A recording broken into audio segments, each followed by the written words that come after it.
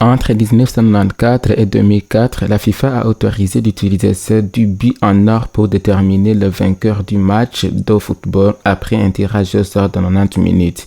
Il s'agissait de deux périodes ou des matchs de deux périodes divisés respectivement en 15 minutes.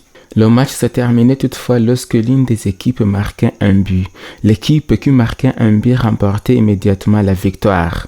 Il y a environ 4000 ans, une bataille intense entre le bien et le mal se jouait, et le moment était venu de définir la victoire. Quand, où, comment cela serait-il possible?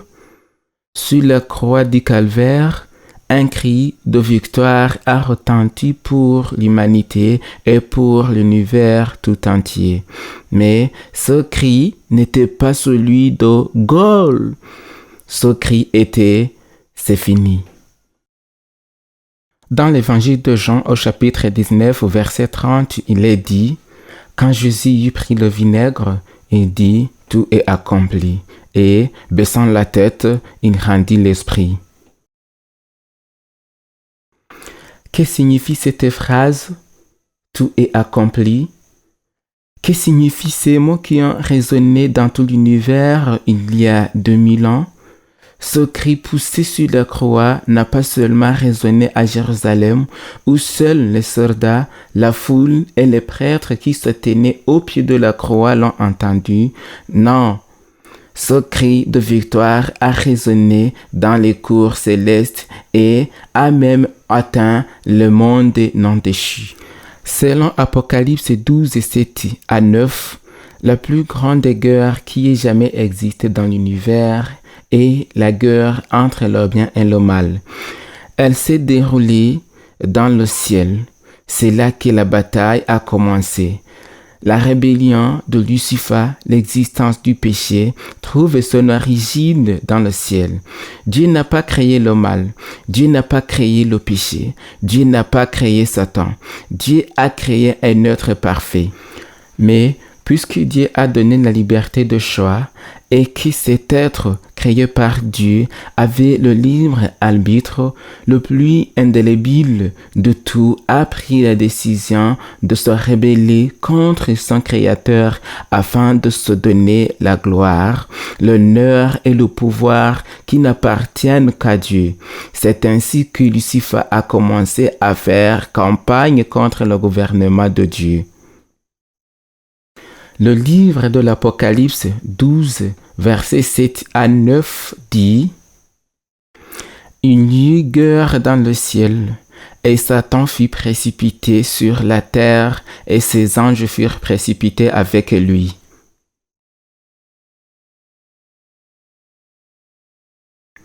Ainsi, lorsque Satan est venu sur terre, il a trouvé un nouvel endroit pour mener sa bataille contre le gouvernement de Dieu. La nouvelle de la chute de l'homme, la nouvelle que l'humanité, créée à l'image et à la ressemblance de Dieu, a cédé aux tromperies de Satan, a apporté douleur et chagrin à la race humaine. Elle n'a pas seulement apporté la désolation et la mort aux habitants de la terre, mais elle a apporté la douleur. Elle a apporté un grand sentiment de tristesse. Elle a apporté une telle affliction que même les cieux et le monde non déchu l'ont ressenti. En apprenant la nouvelle de la chute de la race humaine, les êtres angéliques qui se réjouissaient de louer Dieu et qui se réjouissaient de chaque parole du Créateur cessèrent de la nouvelle que ceux qui ont été créés en Éden, ceux dont Dieu et les anges entendaient beaucoup, ont cédé aux insinuations de l'ennemi, a écrasé l'armée céleste et la tristesse et le chagrin se sont rapidement répandus dans l'univers. Les notes joyeuses de louange au Créateur n'ont plus été entendues dans le ciel. Pourquoi tout cela? Car même les anges ont déposé leur couronne devant le Sauveur. Pendant ce temps, Satan était comblé de bonheur sur terre. Il se réjouissait de son succès et croyait qu'il pouvait maintenant établir un royaume pour contester la gloire de Dieu et qu'il pouvait enfin le détrôner par force. Lorsque l'homme est tombé dans le péché, le ciel a été attristé de constater que l'humanité était perdue. Le monde créé par Dieu allait être peuplé de mortels, condamnés à la misère, à la maladie et à la mort. C'est pourquoi le Christ est venu dans ce monde. Et lorsque le Christ est venu, Satan a vu qu'il devait vaincre ou être vaincu. Il a donc dirigé toutes ses stratégies de ténèbres et d'apostasie contre le Fils de Dieu. Le Christ est devenu la cible de toutes les armées de l'enfer et maintenant, après avoir accompli son œuvre et vécu 33 ans de vie parfaite, après avoir développé un caractère parfait, après avoir rempli les exigences de la grande norme de la justice divine, après avoir rempli les mesures et jugé, après avoir dit que personne ne doit être le prince de ce monde, qui n'a rien en moi ou qui m'accuse de péché, après avoir démontré qu'il n'y avait pas de faute en lui, le Fils de Dieu est resté suspendu entre le ciel et la terre. Le Christ a vécu des moments intenses de douleur et d'agonie. Une agonie qui dépasse l'affliction physique de la douleur causée par les clous, les épines et les coups de fouet.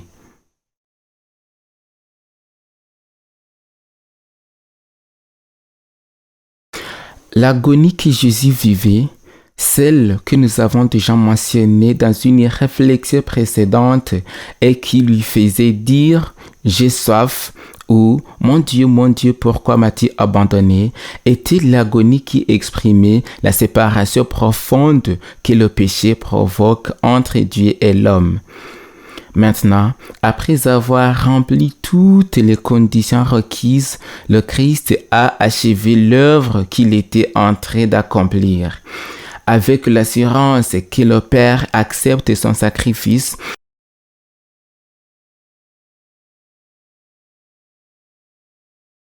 le Christ incline la tête et dit « Tout est accompli ». La bataille est terminée. La partie s'est terminée et la victoire a été remportée en faveur du bien de l'humanité. Tous ceux qui ont cru en cette espérance du sacrifice du Christ, tous ceux qui se sentent efforcés de lutter pour le bien, tous ceux qui ont décidé de renoncer au royaume des ténèbres pour se ranger du côté de la justice, sont désormais assurés de la victoire. C'est ainsi qu'est lancé le cri « Tout est accompli ». Un cri qui n'émane pas seulement de la croix, mais qui atteint tous les coins de l'univers. Les anges, accablés par les souffrances du Christ, se sont réjouis en attendant ce cri. Pourquoi? Parce que c'est fini signifie qu'il était fini. Il a tout achevé. Qu'est-ce qui était fini? Le plan de salut était accompli. L'espoir de l'homme d'être sauvé et de trouver l'immortalité n'était plus une promesse ou une possibilité, c'était maintenant une réalité. Ceux qui ont été séduits, couverts de honte et tromperies par l'ennemi peuvent maintenant, en vertu sacrifice du Christ, retourner vivre en harmonie avec Dieu. Un jour, ils ressusciteront pour vivre éternellement avec tous les immortels et les rachetés qui ne sont jamais tombés dans le péché. L'amour de Dieu s'est manifesté sur la croix du Calvaire, cet amour qui est plus grand que la mort. Et le Seigneur Jésus, qui est mort sur la croix, peut maintenant, depuis cette croix, vous dire « Personne ne vous aime comme moi ». Peut-être avez-vous vécu dans ce monde et avez-vous souffert et vécu beaucoup de déceptions, de frustrations, de trahisons et de désillusions. Alors peut-être que ton cœur et ta vie sont déchirés à tel point que tu penses que personne ne t'aime. La croix du Calvaire avec son cri « c'est fini », ce cri de victoire vous dit « ô pécheurs, combien Dieu vous aime ». Oui, il y a plusieurs types d'amour. Un amour, oui, un amour subtil ceci, un amour à cause de cela, soit je vais t'aimer, soit je t'aime parce que tu es comme cela. La croix du Calvaire nous montre l'amour de Dieu en dépit de ce que nous sommes. Dans Romains 5, 8, il est dit « Mais Dieu approuve son amour envers nous, en ce que, lorsque nous étions encore pécheurs, Christ est mort pour nous. » Cependant, ce cri c'est fini n'est pas seulement historique. Le cri c'est fini sera bientôt répété à nouveau. Le livre de l'Apocalypse nous dit que notre Seigneur dans les cieux reviendra très bientôt pour dire « Tout est accompli ». C'est fini signifie que c'est la fin. Sur la croix du Calvaire, cependant, le salut a été gagné. Satan, l'ennemi, a été vaincu pour toujours. Mais bientôt, dans le sanctuaire céleste, où le Christ intercède pour chaque pécheur, où le Christ applique son sang et sa justice obtenue sur cette croix, il intercède en faveur de chaque pécheur repentant et confessé. Bientôt, une voix se fera entendre dans ce sanctuaire céleste pour dire « C'est fini, c'est fait ». J'ai vaincu. Celui qui est injuste, qu'il soit encore injuste, et celui qui est sale, qu'il soit encore sale, et celui qui est juste, qu'il soit encore juste, et celui qui est saint, qu'il soit encore saint. Et que signifiera cet appel, c'est fini dans le sanctuaire céleste? Cela signifiera que tout sera terminé. Bien que la plus grande victoire ait été remportée sur la croix, la bataille se poursuit aujourd'hui entre le croyant et le péché repenti. Le combat entre le bien et le mal, ce corps à corps, se poursuit dans la vie de chacun.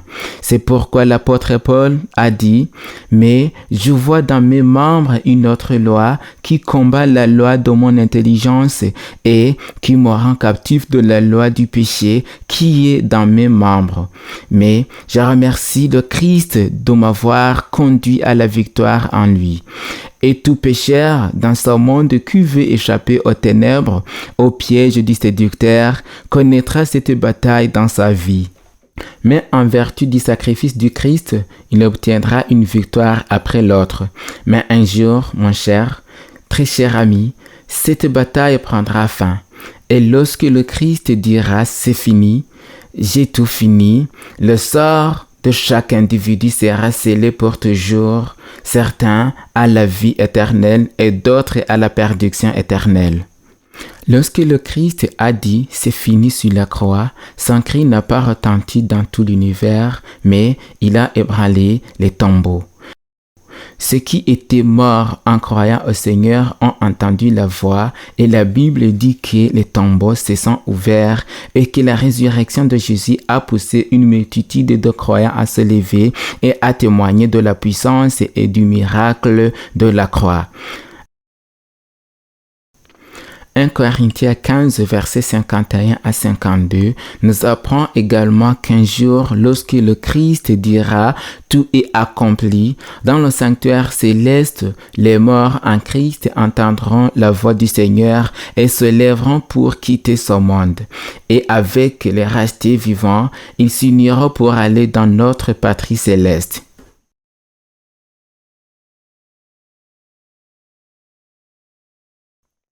Chers amis, le combat que nous menons dans ce monde sera bientôt terminé. La victoire n'est plus une possibilité, c'est une réalité complète et certaine qui a été gagnée sur la croix du Calvaire et qui est acquise chaque jour par chaque croyant qui dépend de la justice du Christ. Bientôt, très bientôt, le Seigneur te dira « C'est bien, bon et fidèle serviteur, tu as été fidèle en peu de choses, je te ferai dominer sur beaucoup de choses. Entre dans la joie de ton maître, tout sera fini. » Et Dieu essuiera les larmes de toute âme autrefois affligée. La mort ne sera plus. Il n'y aura plus de pleurs, plus de cris, ni de douleurs, car ces choses auront disparu. Voulez-vous aller dans cette maison céleste? Voulez-vous vous préparer pour ce jour? Rappelez-vous qu'aujourd'hui, votre destinée éternelle se décide ou se définit dans le sanctuaire céleste. Et c'est votre décision qui déterminera en fait de compte de quel côté vous serez. Aujourd'hui est un jour acceptable. Aujourd'hui, c'est le jour du salut. Vous pouvez croire en Jésus et faire de lui votre sauveur aujourd'hui, de sorte que vous soyez vivant ce jour-là ou que vous descendiez dans la tombe pour ensuite entendre sa voix en ce matin glorieux et vous lever pour dire: c'est l'Éternel en qui nous avons confiance. Soyons dans l'allégresse et réjouissons-nous dans son salut. Isaïe 25, verset 9. Mon cher ami, je ne sais pas quelle est la situation que tu traverses. Je ne connais pas les combats et les luttes que vous menez, mais celui qui a lutté et combattu pour toi a gagné la bataille. Il connaît tes luttes, tes peurs, tes victoires et tes défaites. Et aujourd'hui, il veut te prendre dans ses mains pour te conduire à une plus grande victoire. Alors, si vous vous décidez pour Jésus en ce moment, si vous reconnaissez que le salut ne se trouve qu'en lui, que l'espoir ne se trouve qu'en lui, alors je vous invite à prier avec moi. Ainsi, votre foi sera fortifiée et vous pourrez désormais aller de victoire en victoire. Prions. Cher Père Céleste, en cette occasion, nous avons réfléchi aux dernières paroles du Christ sur la croix. Tout est accompli. Nous avons compris que notre salut n'est plus une possibilité, mais une réalité complète et achevée.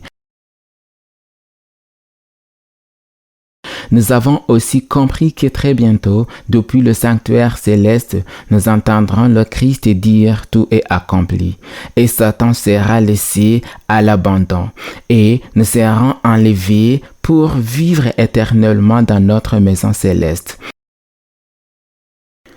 En ce moment, j'implore que, par la justice de ton Fils, tu puisses déclarer digne du salut, du pardon et de la vie éternelle sans ceux qui croient en toi. À tous ceux qui sentent qu'ils ont perdu leur force, à ceux qui sont sur le point de se retirer du champ de bataille, je te demande de bien vouloir, par la justice de ton Fils, leur donner une force supplémentaire pour vaincre.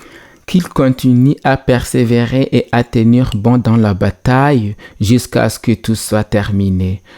Pour ceux qui reviennent à la communion avec toi aujourd'hui, ceux qui, peut-être par coïncidence, ont entendu ou vu ce reflet de ta parole aujourd'hui, puisses-tu les impressionner et leur rappeler qu'il y a encore de l'espoir. Merci, Seigneur, de nous aimer. Merci de croire à nous et de nous offrir cette possibilité de nous libérer de la damnation et de la condamnation éternelle. Que ton nom soit toujours loué. Au nom de Jésus. Amen. Amen. Chers amis et frères, si vous m'avez accompagné dans cette prière, peut-être sentez-vous que votre vie est passée de perdue à sauvée par cette prière et par la foi seule. Si vous étiez éloigné de Dieu, vous êtes aujourd'hui réconcilié avec lui. Et si vous voulez grandir dans la foi en vue de ce matin glorieux, je vous invite à ne pas hésiter à écrire ou à appeler le numéro de téléphone ou l'adresse électronique qui figure à la fin de cette présentation. Vous pourrez ainsi recevoir des conseils bibliques, suivre des études bibliques en ligne et en apprendre davantage sur celui qui vous a sauvé et qui intercède pour vous aujourd'hui. Que la grâce du Seigneur soit toujours avec vous.